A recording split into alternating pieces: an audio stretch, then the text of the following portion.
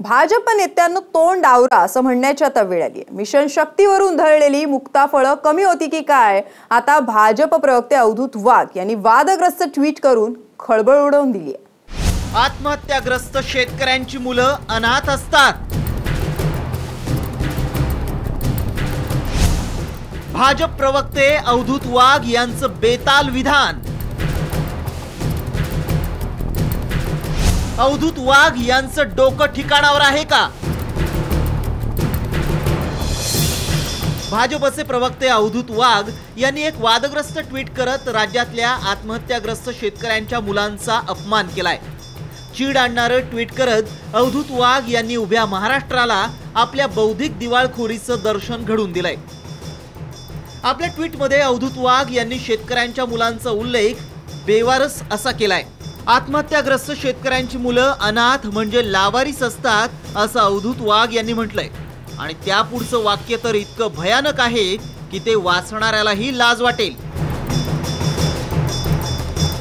चौकीदार अवधूत वाघ नावानं त्यांचं ट्विटर अकाउंट असून त्यावरूनच हे ट्विट करण्यात आलंय।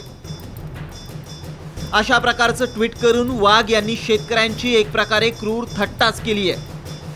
महाराष्ट्रातल्या सामान्य माणसाची मानसिकता इतकी नीच नाही की तो शेतकऱ्यांच्या पोरांना बेवारस म्हणाल। या नीच मानसिकतेचा जो हा प्रवक्ता आहे बीजेपीचा, त्याला एक तर बीजेपीने पक्षातलं काढावं, बीजेपीने माफी मागावी आणि या माणसाने आता परिणामांना सामोरे जाण्यासाठी तयार राहावं। लायकी नसली, क्षमता नसली, बुद्धिमत्तेचा अंक कमी असला की काय होतं याचा अवधूत वाघ हे उत्तम नमुना आहेत। या नमुन्यांचं येत्या निवडणुकीमध्ये काय करायचं, यांच्या पक्षाचं काय करायचं याचा विचार शेतकऱ्यांची पोरं नक्की करतील। ही भाषा चुकीची आहे आणि याची कडक समज मी स्वतः अवधूत वाघला दिली आहे। या पद्धतीने भाजपच्या प्रवक्त्याने आपशे शब्द ट्विटमध्ये वापरायचे नाहीत हे स्पष्ट केलंय।